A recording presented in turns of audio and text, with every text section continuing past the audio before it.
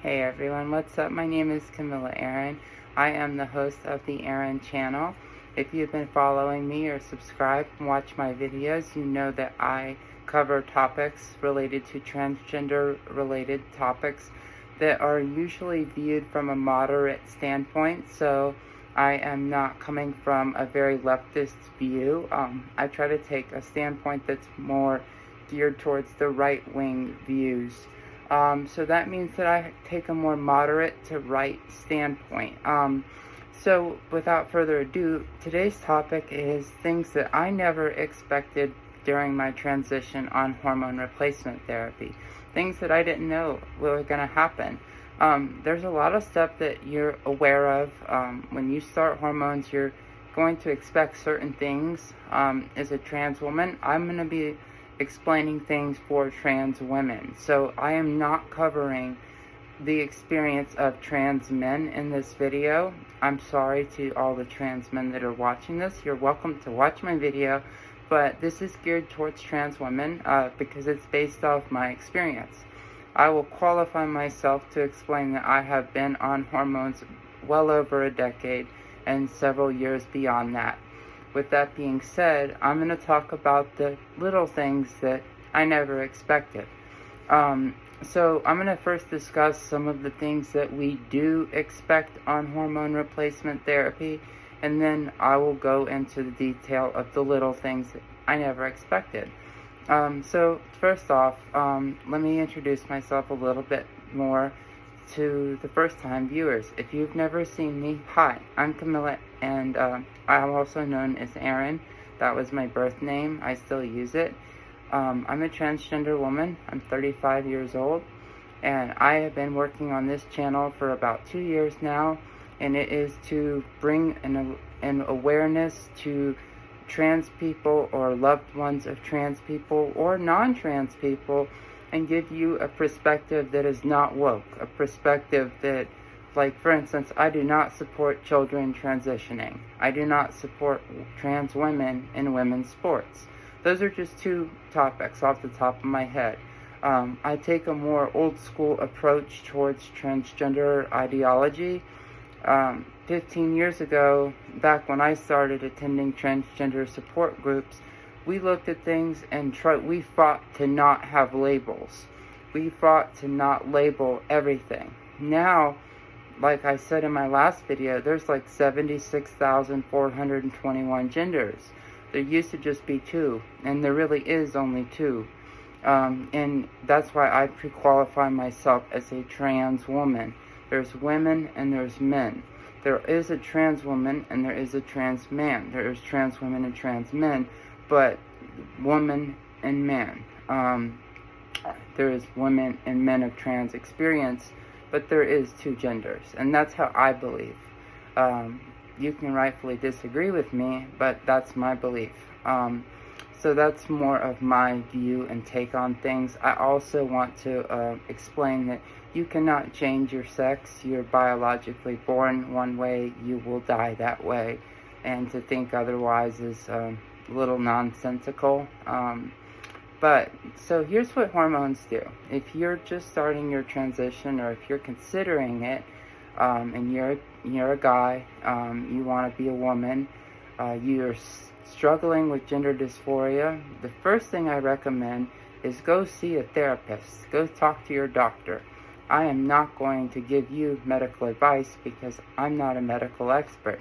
I'm just sharing my experience on YouTube. But I would recommend talking to a professional that's worked with trans people to help you in your situation. I think transitions should be used as a last resort, a last case, like a last case scenario of treating gender dysphoria. If you're able to work out your dysphoria in therapy or through a psychiatrist and medication, I would recommend that route instead of trying to change your sex, because there are a lot of downsides to changing your sex. For all intents and purposes, changing your sex, you can't change it, but you know what I mean if you catch my drift.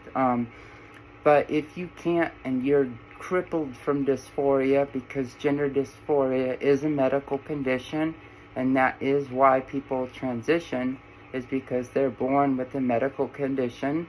They go see a doctor that prescribes them hormone replacement therapy, a medication, and that is all science has to offer us at this time for the treatment of gender dysphoria. What you can expect is in your first year, you're going to see things like breast development will begin. Expect to see that you're going to develop some breast growth in your first year. It's very similar to a girl going through puberty. You're going to go through Tanner stages 1 through 5 development in your breast. So the Tanner stage is basically breast development, and you're going to go through stages 1, 2, 3, 4, and 5 till you get to stage 5, where your breasts are at their fully developed stage. And you can kind of anticipate 1 cup size less than your mother. So if your mother is a 38C, you can estimate yourself to be a 38B. That's kind of a rule of thumb, but that's not always the case. I actually have 1 cup size larger than my mother. So that does happen and occur, but it's very uncommon. And I will also explain that I have an intersex condition, so that may play into the factors in my genetics. So anyhow, you can expect to see breast growth, you can expect to see softer skin, you can expect to bruise easier. So women have thinner skin. Women have a lot thinner skin than men. And because of that, bruises show easier. It's a lot. That's why women's skin is also softer. You'll notice your skin getting softer and more tender in your first year to 2. Transitions don't happen overnight. And one of the things that transgender people experience when they have their aha moment, it's time to transition, is you want everything and you want it now. You want to be fully transitioned. You want to have your sexual reassignment surgery. You want to have your facial feminization surgery. You want to have your laser hair removal on your face. You want all of that, and you want it done yesterday. But in reality, it's going to take you at least 5 years to get to those stages. And you may, at that time, once you get there, consider, maybe I don't want gender reassignment surgery anymore. That was my case. In 2015, I took part in one of the biggest surveys in the United States ever conducted on transgender people.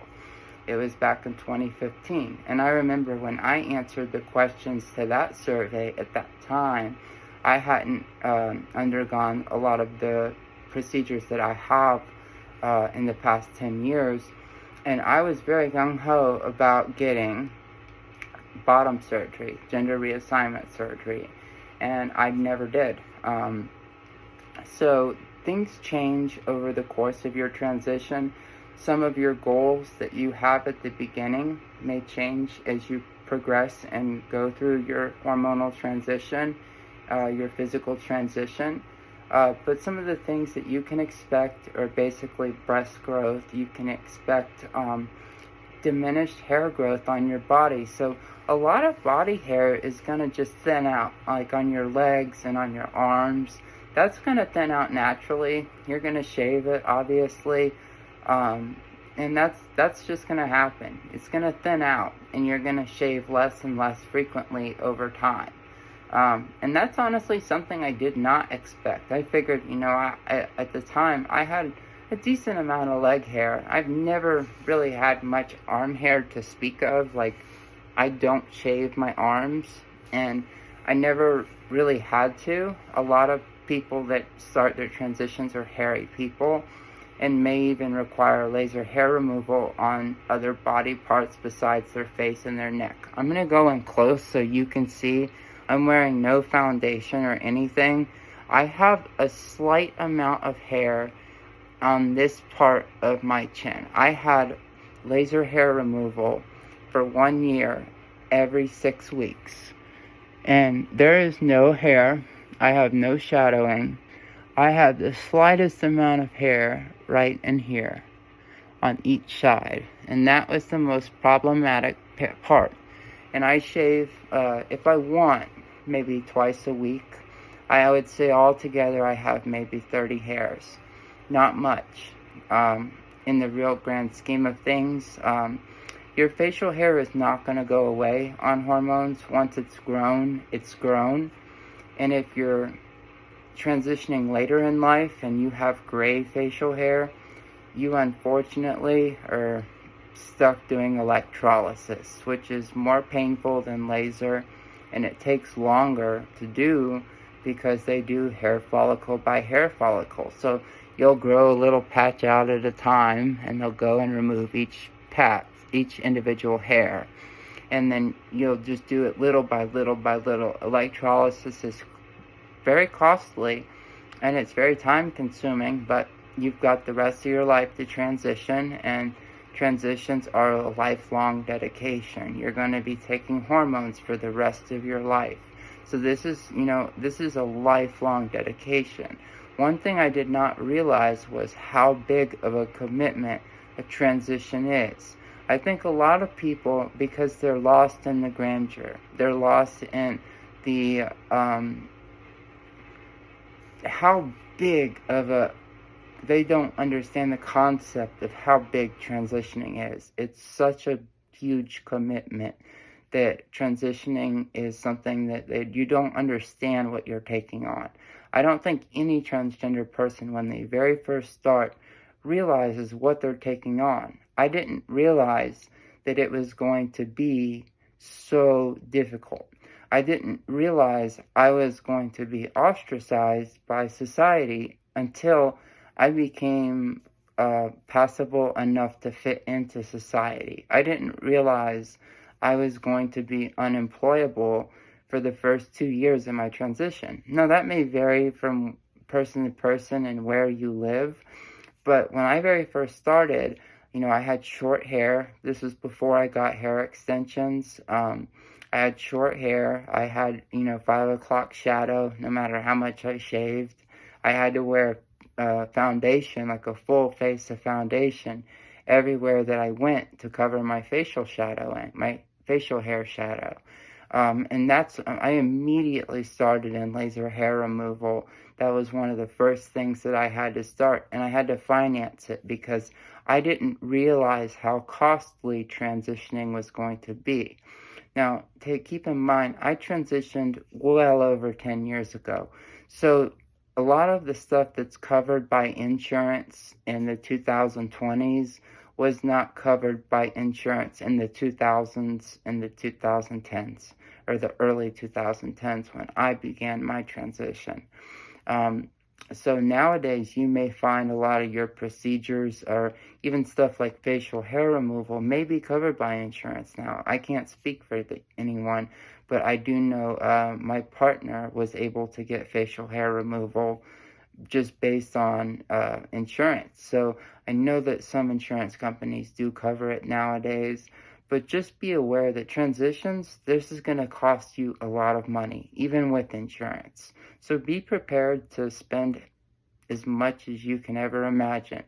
I had a friend recently, she had to take out a loan to finance her facial feminization surgery. And one of the things that I suggest is working on getting your facial hair removal done. And in the interim, if you want to save some money, just start a year into your transition after you've had some fat redistribution in your face, I suggest getting some fillers. Right in here, that's all from Botox.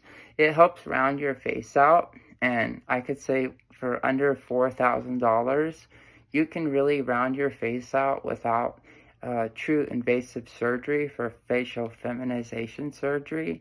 But just be prepared to spend money.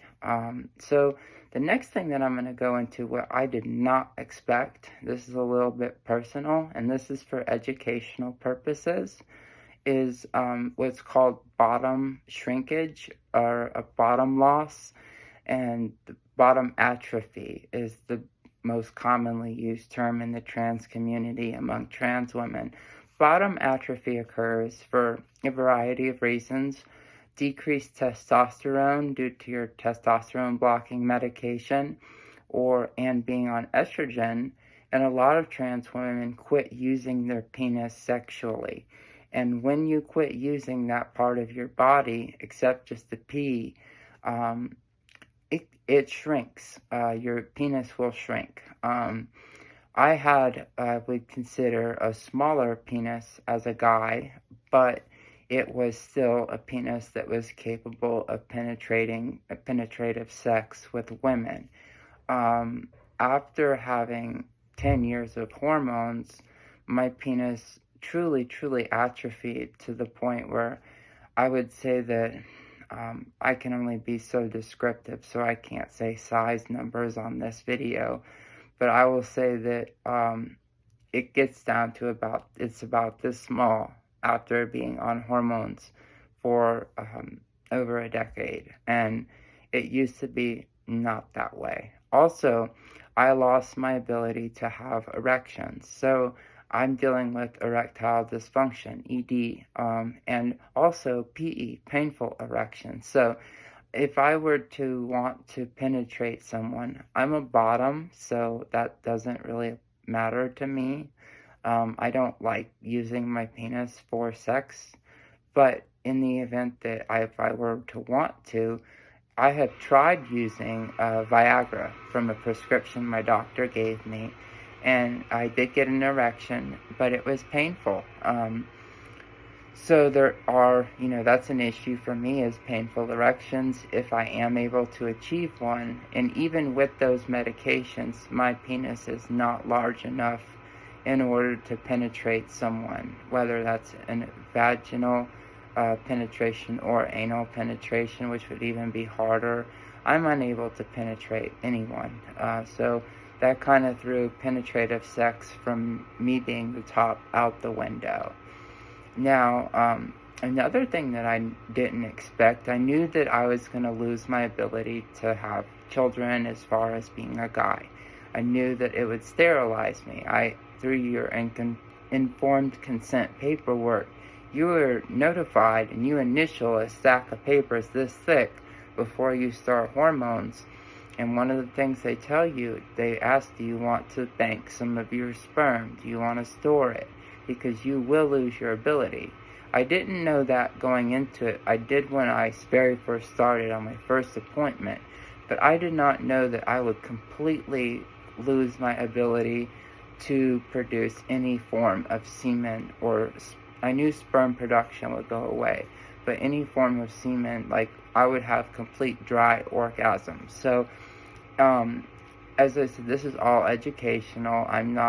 This is not to be, this is not to promote any third-party website. This is just educational. I'm just here to explain this to other people. If I were to use a vibrator for self-pleasure, I do not get an erection, and when I do climax, I very rarely can climax, but when I do, I do not nothing comes out of me, and I will go into the next point of what I did not expect.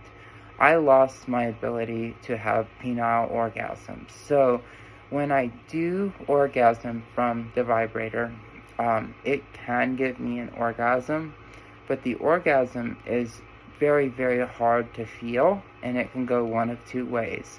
I call it the sensationless orgasm, where I am aware that I'm having an orgasm, but it just doesn't feel like it used to. It doesn't feel great. It's not, it's not ecstasy. It's not wonderful. It's not even that pleasurable. In fact, I more or less quit pleasuring myself because there was really no reward to it. And then the second type of orgasm is the painful orgasm. And the best way that I can describe that is it will put me in tears. It's like having your private parts shoved into broken glass. It's so painful that's why I do not use the vibrator very much at all anymore, is painful orgasms. And that's different from painful erections, PE. This is completely different. This is when I climax using my penis. It hurts. It hurts like having my penis put put in broken glass. That's the only way I can describe it. It's very painful, and because of that, I have completely, more or less, quit trying to use the vibrator, or any type of stimulation. That's just was my preferred method. And over time, and more as the years passed, the more I had struggled with penile orgasms. So I found that anal penetration, like orgasming from being penetrated, to be my only form of orgasm.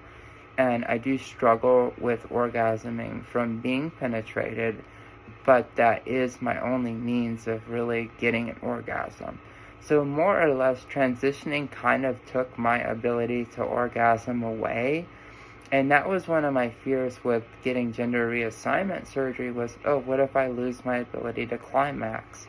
Well, unfortunately, just on hormones alone, I've lost my ability to climax, and that my penis has more or less atrophied so much that I don't really have much use for it other than urination. In fact, it's so small that I have to, when I sit down to pee, I have to hold it and push it down to pee so that the pee goes straight down into the water, or it'll just pee straight through the seat. Just due to the angle I'm sitting at. And I'm sorry if this is TMI. I'm telling this for educational purposes so that people going into these transitions are fully aware that you may lose penile length, you may lose your ability to orgasm, and that's the opportunity cost. There are some trade-offs. I think the pros outweigh the cons. I'd rather not have orgasms and still be able to look like myself and be myself in the world and society than be able to please myself. That takes the back seat. It's no longer as important or relevant to me. I care much less about it. So for me, penile orgasms are not that important. Orgasming became a lot less important to me on the overall grand scheme of things. Another thing that I did not expect was lactation. My breast, in the second year of hormone replacement therapy, I started to experience extreme amounts of lactation in both of my breasts. So by my second year, if you watch my last video on breast development, you'll notice that I had mentioned I went through several times I experienced lactation throughout my journey. And my first time, my breast became engorged with fluids and milk. And I could just squeeze my breast and it would be just a stream of milk would come out. I had to see my OBGYN about it, and I could either go on a breast pump or express my milk in the shower. And I chose to express my milk in the shower. I found that was the best option for me. It was a bit painful, and thankfully, coming off a higher level of estradiol, changing my dosage brought me down to a lower level. The lactation stopped. Lactation was painful. Having my breast engorged with milk was not pleasant. It would leak through my clothes. I always had to wear a bra due to lactating. And it could be embarrassing. So I wasn't comfortable with it. The one benefit I got out of that was breast growth. I think I went from a B cup to a C cup within a year, just due to that heavy lactation and my breast filling with milk.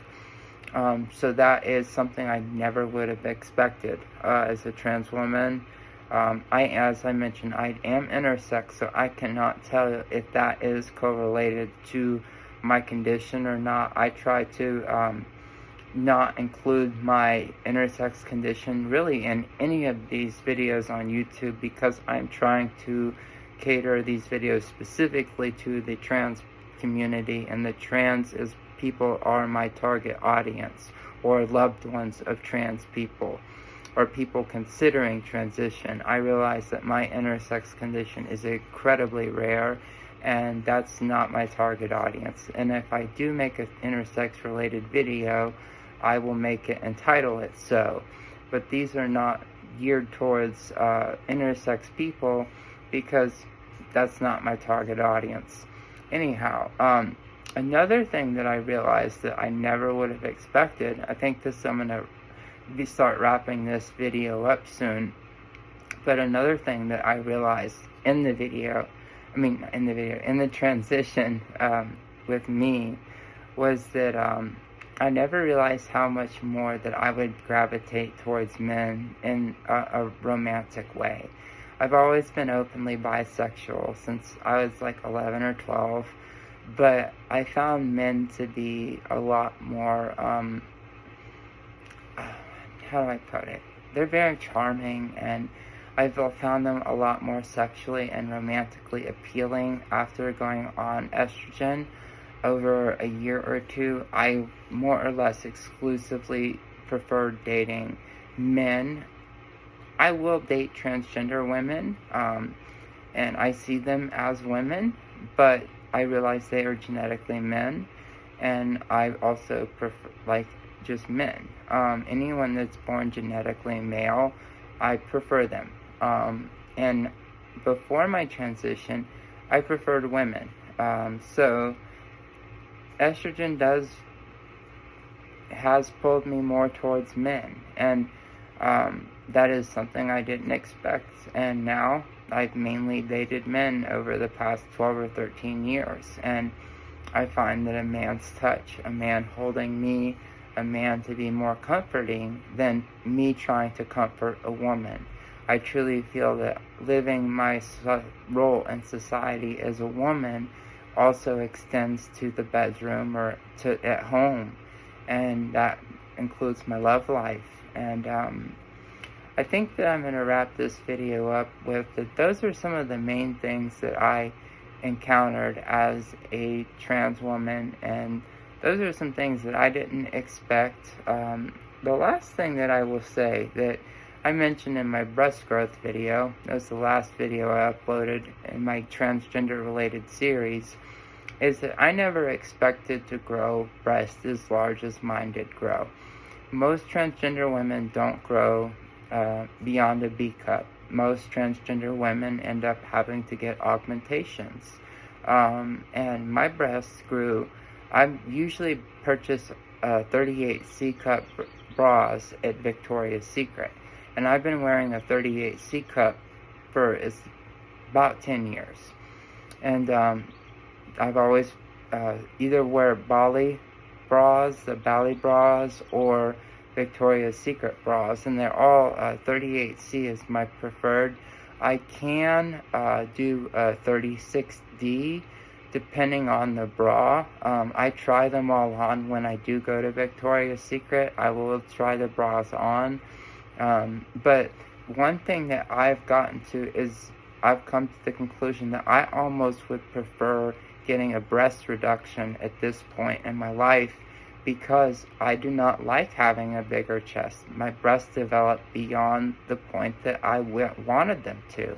I've always preferred having a smaller chest, and in the stage where I did have a smaller chest, I felt thinner.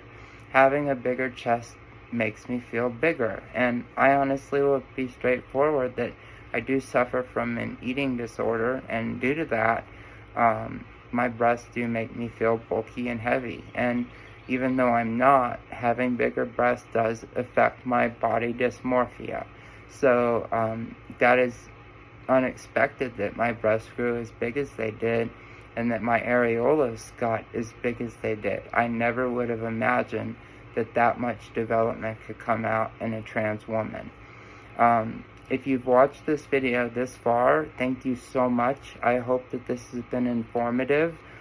Please consider giving my channel a subscription. If you're new and haven't subscribed already, I hope I've earned your subscription. Please give me a thumbs up and comment. It really helps my algorithm. I will reply to your comments. If you have questions, if you're new to transition, or if you have a loved one that's considering a transition and you have any questions for me, drop a comment below. I'll get back to you. Thank you so much, and I hope you have a blessed day. And see you in the next video. Bye-bye.